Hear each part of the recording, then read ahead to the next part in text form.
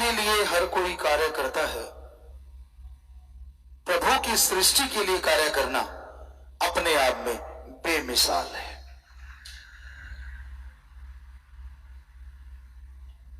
खुद के लिए तो पशु पक्षी परिंदे भी जीते हैं, खुद को छोड़ के परहित परमार्थ करना अपने आप में बेमिसाल है। और ये परहित परमार्थ जितना इंसान कर सकता है, इतना कोई दूसरा सोच भी नहीं सकता। मनुष्य को भगवान ने इतना बुद्धि विवेक दिया है कि यह सोच समझ के पूरी सृष्टि का भला कर सकता है। दूसरों के पास इतनी बुद्धि, इतना दिमाग होता ही नहीं। पूरी सृष्टि की रचना 5 तत्व से हुई है: पृथ्वी, पानी, अग्नि, वायु और आकाश। ये पांचों तत्व भगवान ने पहले बनाए और फिर इनसे पूरी सृष्टि की रचना की। जिस तरह पेड़ पौधे हैं, इनमें तत्व तो एक ही है, मुख्य तत्व पानी है, लेकिन ये तत्व अपने आप में बड़ा महत्वपूर्ण है। इंसानी शरीर भी 70 से कोई 75% कहता है, कोई 90%, तो पानी ही है। लेकिन पेड़ पौधे जिनका मुख्य तत्व पानी है, वो पानी लेके इंसान को वो देते हैं जो देखें तो अनमोल है, वो ऑक्सीजन, वो प्रदूषण रहित वातावरण। इसके बाद कीड़े मकोड़े हैं जिनमें हवा और आग होती है। रेगिस्तान में हमने ऐसे ऐसे कीड़े रेंगते देखे हैं, आपने भी देखे होंगे किसी न किसी ने। वहां पानी नहीं होता, लेकिन हवा होती है और आग होता है, वो नेचुरली वहां ज्यादा होता है, तो इसलिए उनको ज्यादा जरूरत ही नहीं पड़ती पानी की, वो उसी के सहारे जिंदगी जीते हैं। पक्षी हैं, इनमें पानी आग यानी हवा, पानी और थोड़ी सी पृथ्वी की मात्रा होती है। पशुओं में जो होता है उसमें आकाश तत्व नहीं होता, बाकी चारों तत्व होते हैं। ये आकाश तत्व इंसान में सबसे ज्यादा पाया जाता है और उसी की वजह से इंसान की बुद्धि विवेक सबसे ज्यादा है। इंसान से शक्तिशाली तो बहुत सारे जानवर हैं, कोई भी ले लिए, सांड है, झूठा है, घोड़ा है, ऊंट है, बैल है, जिराफ है, शेर है, चीता है, सब इंसान से ताकतवर है। बॉडीली देखें तो सब पावरफुल है, लेकिन आकाश तत्व उनमें इतना नहीं है, बुद्धि विवेक नहीं, तो आदमी उनको अपनी उंगलियों पे नचाता है। यह आदमी की बुद्धि की वजह से है। पर इस बुद्धि विवेक से जब इंसान काम नहीं लेता और बुरे कर्म करने लगता है, तो कहते विनाश काले विपरीत बुद्धि, कि जब इंसान का बुरा समय आता है तो उसकी बुद्धि विवेक उसका साथ छोड़ते हैं और वो मन के मते चलता हुआ अपने पांव पे कुल्हाड़ा मारता रहता है। इस बुद्धि विवेक से इंसान को अच्छे कर्म करने चाहिए, लंबा सोचना चाहिए, छोटा नहीं। और जो इस बुद्धि विवेक से लंबा सोचते हैं, दूसरा, बोलने से पहले तोलो कि आप जो बोलने जा रहे हो वो क्या है। गुस्सा ना करो।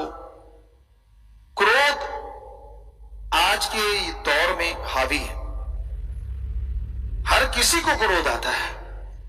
हाँ, संतों का क्रोध दाती है, अगर उसे दात के रूप में ले ले, और दुनियादारी का क्रोध घाती है, चाहे उसे प्यार के रूप में ले ले। तो क्रोध जब इंसान को आता है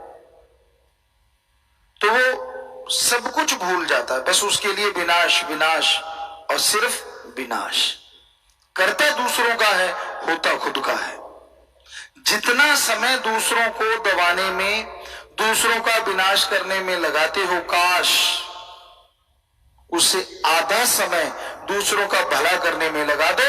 हम आपको गारंटी देते हैं आपका भला परमात्मा जरूर करेगा। कितनी तिकड़मबाजी लड़ाते हो ना आप, कितनी स्कीम लड़ाते हो, क्या क्या प्लानिंग बनाते हो दूसरों को नीचा दिखाने के लिए। काश आधी स्कीम बना लो दूसरों को ऊपर उठाने के लिए कि भाई वो बड़े हो जाएं, अच्छे हो जाएं, नेक हो जाएं। हम गारंटी देते हैं ईश्वर उस नेक का आपको फल जरूर देंगे और आपका नाम रोशन जरूर होगा। तो बुद्धि विवेक से काम लेना चाहिए। जल्दबाज लाई लग, पंजाबी च कहते लाई लग ना होवे घर वाला ते चंद्रा गमांड ना होवे। जो दूसरों के कहने में आ जाते हैं, ऐसा पति नहीं होना चाहिए, ऐसा पड़ोसी नहीं होना चाहिए, वरना कलह कलेश रहता है। अपनी बुद्धि से काम लो। आज लोग एक दूसरे को इस्तेमाल कर रहे हैं। सबसे छोटा उसको थोड़ा सा बड़े वाला, उससे उसको बड़े वाला, उससे उसको बड़े वाला, एक दूसरे का इस्तेमाल कर करके लोग अपना उल्लू सीधा कर रहे हैं। तो बुद्धि विवेक से काम लीजिए, किसी के हत्थे ना चढ़ो और ईश्वर की भक्ति करो, जमीन से जुड़े रहो, औकात ना भूलो। हम कभी नहीं भूलते कि हम तो खाकसार हैं, हम तो चौकीदार हैं। शास्त्र नाम शाह मस्तान जी का रहमो करम, वो कुछ भी बनवा दे, हम तो कुछ भी नहीं कर सकते। सब कर्म करावन हाथ, शास्त्र नाम शाह मस्तान मेरा सदगुरु मौला है। कई बार हम बच्चों को कहा करते हैं कि बेटा मान गुमान मत करो, वो करते नहीं, लेकिन फिर भी आप ये मत सोचो कि आपके कोई पंख निकला है, आप वही एक जिम्मेदार एक नंबरदार के बच्चे हो। हाँ, शास्त्र नाम जी का पटा गढ़ में है, इसलिए दुनिया सलाम करती है। और यही हकीकत है। हर किसी इंसान को अगर ये सोच आ जाए, वो अहंकार ना करे, खुदी ना करे, अपने बड़ों का, पूर्वजों का, संतों का, फकीरों का सत्कार करे, हो नहीं सकता उसको कभी नीचा देखना पड़े। इसलिए कभी किसी का बुरा ना करो, अपने घर से शुरुआत करो। माता पिता, आप कहते हो मेरे लिए क्या किया, आपको इस दुनिया में लेके आए। कई बच्चे कहते थे मैंने कौन सा कहा था मुझे जन्म दो, जब तू बच्चे पैदा करेगा तब भी तेरे बच्चे नहीं कहेंगे कि मुझे पैदा करो। ये कुदरती है, ये नेचर का असूल है, ये कुदरत ने नियम बनाया है। और आपके पिता ने कभी अपने शायद बाप से नहीं पूछा होगा मुझे दुनिया में क्यों लेके आया। क्यों? क्योंकि वो सुलझे हुए होते हैं, उन्हें समझ होती है कि हाँ कि भाई समय के अनुसार तो जैसा कुदरत चाहती है वैसा होना ही है। तो ये गलत बात है जो आप सवाल कर देते हो, मैंने कौन सा कहा था, मुझे क्यों जन्म दिया, मैंने कौन सा कहा। ये कुदरत ने कहा है, ना तूने कहा है ना तेरे बाप ने कहा है। जिनके बच्चे नहीं होते उनसे पूछ के देखो, आपको बातें आती हैं। बेचारों का क्या हाल होता है, औलाद का मुंह देखना चाहते हैं पर नहीं होता, कुदरत को नहीं मंजूर। तो ये सब कुदरत का दायरा है। नर मादा का बनाना, आगे पीढ़ी को चलाना, ये सब असूल हैं परमपिता परमात्मा के। कौन चाहता है कौन आए कौन ना आए, जिसे वो चाहता है वही आता है और वही जाता है। इंसान तो किसी को पैदा ही ना होने दे कि मैं जन्म ले लिया बाकी सारे आए ही ना, बस मेरा ही राज चले। ऐसा थोड़ी ना होता है। वो नियति इसे ही कहते हैं। कुदरत के कादिर ने अपना सारा सिस्टम फिट किया हुआ है। जब से दुनिया साजी तब से लेके जब तक उसने दुनिया को खत्म करना है तब तक का सब कुछ प्लान, सब कुछ रचा हुआ है। आदमी की समझ नहीं आता, वो एक अलग चीज है। तो ये नियति जैसा चाहती है वैसा होता है, पर इंसान का फर्ज है, इंसान का कर्तव्य है, अपनी बुद्धि विवेक से काम लेता हुआ वो नेकी करे, भले कर्म करे, अच्छाई के रास्ते पे चलता जाए। मालिक साथ अवश्य देंगे। और घर से शुरुआत से मतलब अपने बुजुर्गों का आदर सत्कार करो। और घर में बुजुर्ग भी रहते हैं, उनका फर्ज है बच्चों से बेगर्ज प्यार कीजिए। चलो गर्ज रख के भी करो क्योंकि आपकी औलाद है, पर उनकी इच्छाएं भी जरूर पूरी करें जो जायज है। गलत रास्ते पे अपने बच्चे को कोई लेके नहीं जाता, पर कई बार उसके सामने गलत काम करने से बच्चे अपने आप उससे सीख जाते हैं। हमने बहुत लोगों को देखा है, क्या कहते हैं, कई बार हमारे पास आ कहते पिताजी पता नहीं ये लड़का किस पे चला गया या लड़की किस पे चली गई, हम तो ऐसे नहीं थे। तो हम हंस के कहा करते हैं अब आप ऐसे नहीं हो, बिल्कुल सही है, लेकिन जब इसको पैदा किया था तब आप कैसे थे? जब ये सीख रहा था बचपन में तब आप क्या क्या गुल खिलाते थे, कौन कौन सी गालियां और कौन कौन सी बातें करते थे? इसने तो तब से सीखा हुआ है। पहले टीचर मास्टर तो माँ बाप ही होते हैं ना, या बहन भाई होते हैं, अब पड़ोसी थोड़े ना सिखा गए उतना।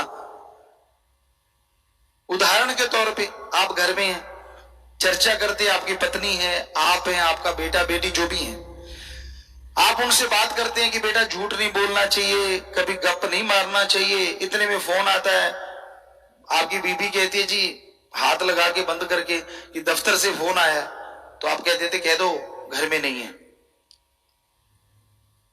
बच्चा आखिर माइंड बहुत पावरफुल है, किसी डॉक्टर से पूछ लेना 9 महीने में माइंड पूरा बन जाता है, वो तो गर्भ में ही सीख लेता है। अब मैंने सीखा नहीं था क्या?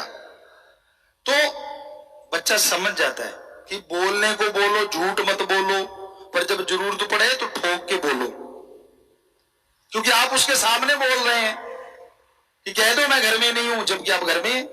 और बच्चा देख रहा है यार अभी अभी तो ये टीचर बन रहा था कि गप नहीं मारना चाहिए, और खुद ठोक रहा है।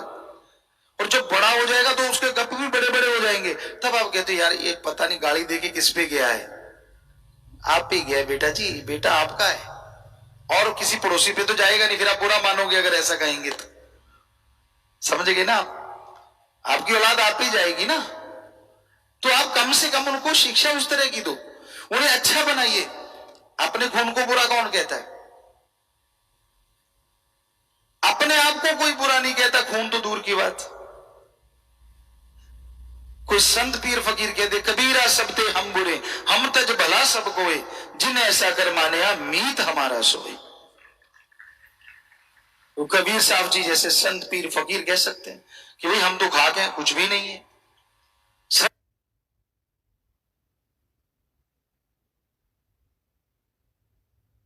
कहते हैं ऐसा कि हम तज भला सब कोई, जिन ऐसा कर माने कि जो इसको ऐसा मान लेगा मीत हमारा सोए। भगवान जी कहते कि वो मीत है हमारा, वो मित्र है हमारा, जो ऐसा मान के चलता है। इसका मतलब ये नहीं कि आप अपनी निगाह में गिरे रहो, नहीं नहीं नहीं नहीं, आप अणख रखिए, गैरत रखिए, लेकिन अहंकार मत कीजिए कि मैं मेरे जैसा कोई पैदा ही नहीं हुआ, या करोड़ों अरबों जन्मे हुए, पता नहीं कितने तरह का खोपड़ा है। हर किसी के अंदर अपना अपना दिमाग है, अपनी अपनी सोच। तो इसलिए अच्छा सोचो, परिवार के लिए अच्छा करो, समाज के लिए अच्छा करो, कोई नहीं रोकता, पर बुरा ना कभी किसी का करो, क्योंकि जब आप बुरा करने जाते हैं, किसी का हो ना हो आपका बुरा जरूर होगा, ये चाहे हमसे लिखवा के ले लो। तो ऐसा कर्म ही क्यों करो जिससे खुद का बुरा हो? ये वेदों के वेद भरे पड़े हैं कि बुरा कर्म कभी करना नहीं चाहिए, बुरे का फल देना ही पड़ता है। श्री राम जी, श्री कृष्ण जी भगवान हुए, उनको युग बदलना था, और युग बदलने के लिए उन्होंने कई तरह की ऐसी चीजें की जो आज अगर आदमी की निगाह में देखें तो वो सही नहीं लगती। अब श्री कृष्ण जी थे, क्यों दुर्योधन को मरवाया? क्या दुश्मनी थी भाई उनकी उनसे? कोई दुश्मनी नहीं थी। फिर भी उन्होंने बताया पहले तो ये कि उनको पूरा नंगा नहीं होने दिया दुर्योधन को, ताकि वो कच्चा रहे एरिया कि मां के सामने ऐसे जाएगा। और फिर भीम को कह के उसकी वही जगह तोड़वाई, यहां गदा युद्ध में फाउल कह लें या मना होता है या कोई मारता ही नहीं था, तो उसी जगह मार के उसको मरवाया। अब दुनिया की निगाह में देखें तो गलत है, लेकिन अगर वो ईश्वर की निगाह से देखें तो अगर वो ना मरता तो सारे समाज में वो हाल होता जो कहने सुनने से परे, राक्षसों की जरूरत ना पड़ती, आदमी राक्षस बन जाते। इसलिए युग परिवर्तन करना था, तो उनको भी ऐसे कर्म करने पड़े और लास्ट में उन्होंने अपने ऊपर लिया ताकि आदमी समझे। बद्दुआ ली गंधारी से और अपनी पूरी कुल को खुद खत्म किया, आपस में लड़के खत्म हुए, अपनी औलादों को भी उन्होंने खत्म कर दिया। क्यों?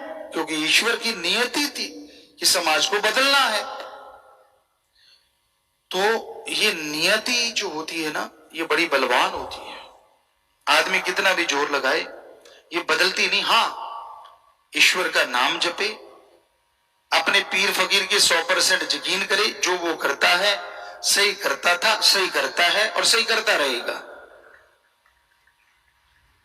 तो इंसान को ना तो कभी गम आए, ना टेंशन आए, ना कोई परेशानी आए। पर ऐसा होना कोई आसान बात थोड़ी ना है। परम पिता जी ने रहमो करम किया, हमें बुलाया, और जब खाक शास्त्र नामदाता के चरणों में आए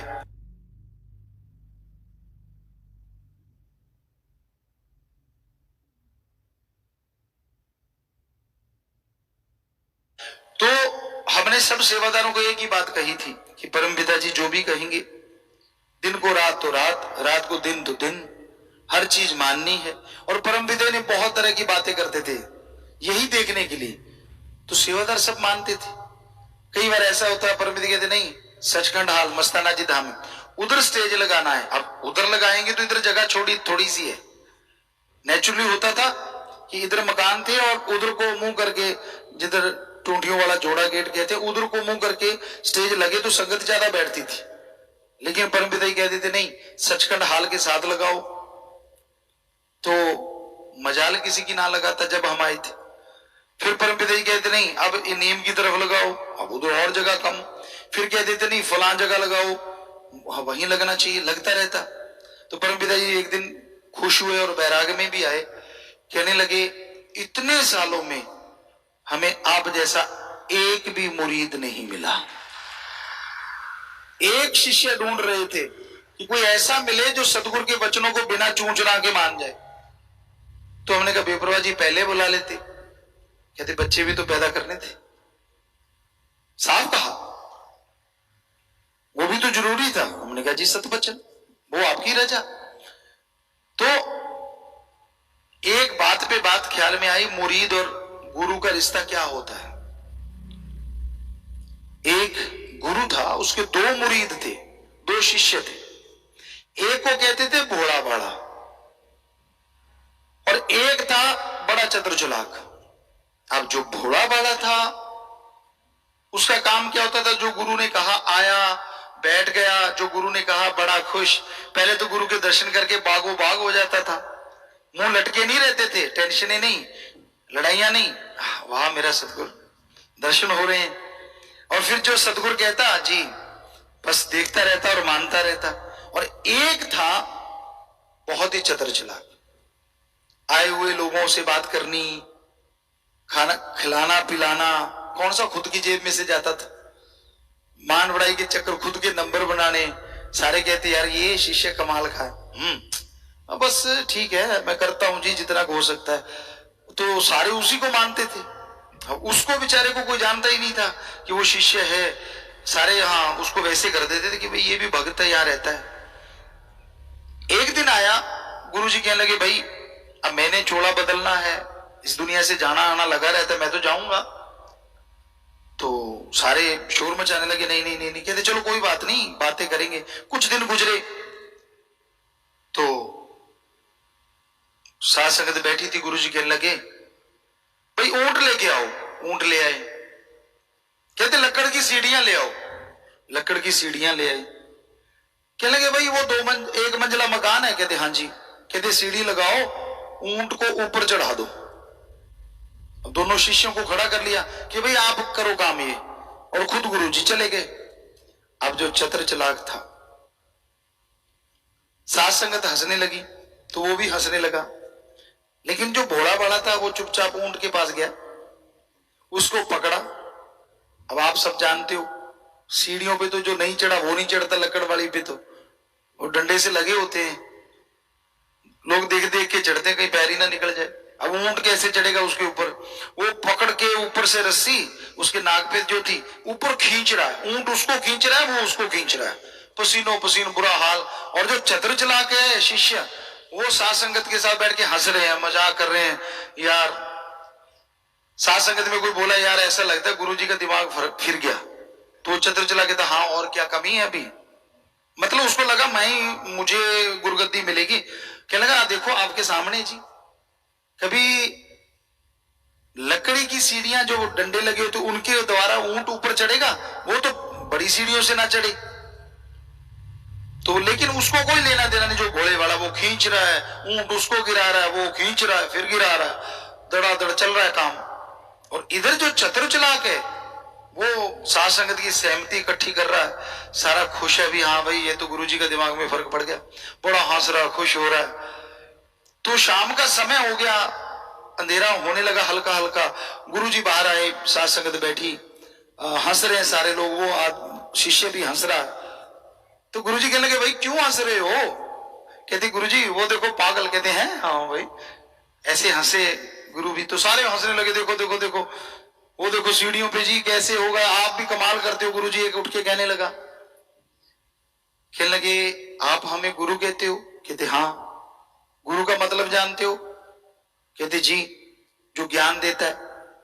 मतलब ज्ञान देता है तो वो खुद ज्ञान का भंडार है? कहते जी। तो क्या हम मूर्ख हैं, हमें नहीं पता कि लकड़ी वाली सीढ़ियों से ऊंट ऊपर कैसे जाएगा? सारे सन्नाटा छा गया, चुप, सारे बोलती बंद हो गई। गुरुजी मुस्कुरा के कहने लगे हमें भी पता है कि इन सीढ़ियों से ऊंट ऊपर नहीं चढ़ेगा, पर हम देख रहे थे हमारे बचनों पे 100% अमल कौन करता है, यही तो देखना था। आसान आसान चीजें तो सारे कर लेते हैं, यही तो देखना था। तो उसको गुरुगद्दी देते हैं हम। गुरु ने उस भोले भाले को गुरुगद्दी दी, कहलेंगे वो है पूर्ण इस गुरुगद्दी के लायक। तो रूहानियत में, सूफियत में गुरु और शिष्य की यही मर्यादा है, यही परिभाषा है, और कोई लेना देना नहीं है। वो क्या कहता है क्या नहीं कहता, कैसे बोलता है क्या नहीं, कुछ मतलब नहीं।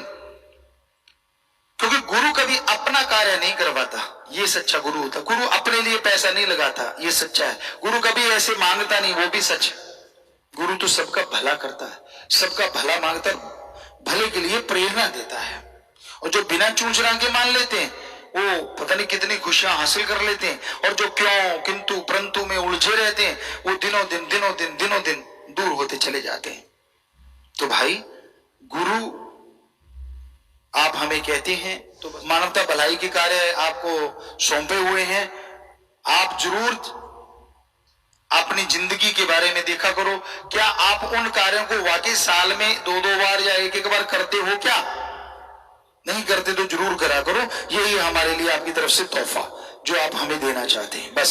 और हमें कोई तोहफा नहीं चाहिए, कि आपको जो मानवता भलाई के कार्य बताए हैं उनको कम से कम साल में 1 या 2 बार तो जरूर किया करो। बाकी आप कैसे शिष्य हैं ये शास्त्र नाम श्याम मस्तान जी दाता जानता है, लेकिन उसकी जो परिभाषा है वो हमें बताना जरूरी है। हम गुरु हैं, एक फकीर हैं, कि उसकी परिभाषा क्या है। अंधविश्वास नहीं होता, इसे कहते दृढ़ विश्वास। अंधविश्वास तो होता है कि कुछ देखा नहीं, करा नहीं और आंखें मूंद के लग गए। जब फकीर आपसे कुछ लेता नहीं, फकीर आपसे कुछ मांगता नहीं, फकीर आपका धर्म नहीं बदलता, फकीर नोट बोर्ड के चक्कर में आपको उलझाता नहीं, तो फिर आप क्यों नहीं उस गुरु को पूरा गुरु मान के 100% अमल करते? करोगे तो टेंशन फ्री हो जाओगे, दोनों जहान से झोलियां जरूर भर लोगे।